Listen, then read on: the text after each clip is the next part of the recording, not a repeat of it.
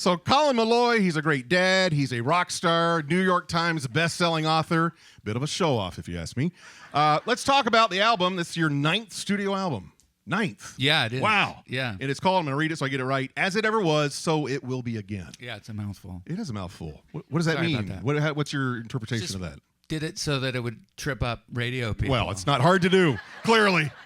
I don't know. It's the last line of the last song, and it struck a chord. I think when we were trying to think up a name for the album, it stuck. Speaking of the last song, you're talking because the album's a double LP, right? Mm-hmm. So the last song would be on side 4, side D. Yeah. And someone told me it's 19 minutes long. It is. Wow.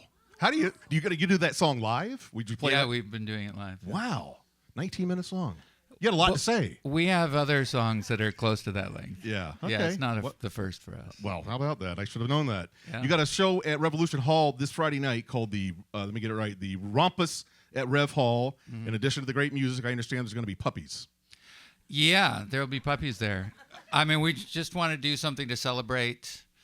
Since we won't be on the road, we'll be at home to celebrate the release of the record. It seemed like it'd be fun to throw a special party for Portlanders or people who would travel to Portland for it.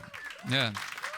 And are these puppies people can adopt? Do I have that right? Oh, right, yeah. So that's one. So it's at Rev Hall, which is an old school. And Love so Rev they Hall. have tons of little classrooms. So there's like a record shop and a T-shirt printing shop and a tattoo place. And a game room. And a game room and then a puppy adoption room, too. That is such a great idea. Yeah. Every band needs to do that. Yeah. So let's see. The band is also doing a record signing this Saturday at Music Millennium, right? That's right. And unfortunately, Colin won't have time to do a meet and greet today because he's got a very important appointment. He's got to pick his kids up from school. I do. Yeah. That's definitely more important. So if you want to meet Colin and the band, go to Music Millennium Saturday. What's that like when you meet fans face-to-face that have been fans of the Decemberists for 20 years? Your music's had such an impact on their lives. You probably hear some very heartfelt stories, I'm assuming.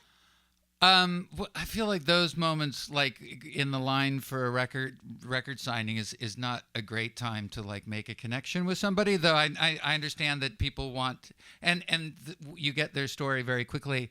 Of course, somebody who has been so affected by music myself throughout my life, I feel like I'm incredibly grateful and honored to have had that part in other people's lives. Yeah, must be very moving for you. I'm it sure is, it's very impactful. The tour kicks off July 12th in Bend at Hayden Holmes Amphitheater. Yeah. Is it different touring now than it was 20 years ago? I mean, how does it feel to you and to the band? Is it still fun? It's still fun. The performance and the shows are, always a tremendous joy. And I'm not saying that to sugarcoat it. Like it's the only thing that keeps me going on the road. The other stuff as you get older doesn't get any easier, climbing in and out of a bus bunk when you're pushing 50 is rough.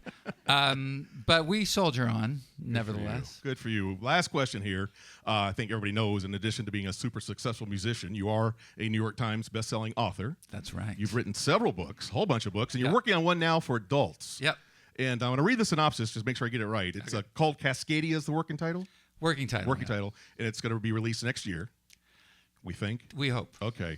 Well, here's the synopsis I found online, so it's got to be accurate. It says, Cascadia features a protagonist named Barnaby Chambers who sells discarded baby membrane tissue and is otherwise contending with artificial intelligence, climate change, and falling birth rates. Obviously, it'll be in the humor section of the bookstore. No, it's dead serious. Is this something you started working on during the pandemic? Because I know you had a very productive pandemic period. No, actually, that kind of came afterwards. I think I was toying around. I've been toying around with this idea.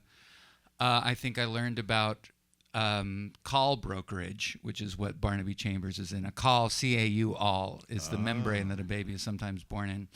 And actually, David Copperfield was born in call, and they quickly go about selling his call. And they are approached by a bill broker to whom they sell it to. And that was like, God, what kind of job is that? And so then I thought, well, what would that job be like in like a post-Cascadian secession, near future dystopia in which, AI has sort of taken over everything? You had a much more productive lockdown than I did. I was making sourdough bread. I did that too. Yeah. All right, let's hear it one more time. Colin Meloy, everybody.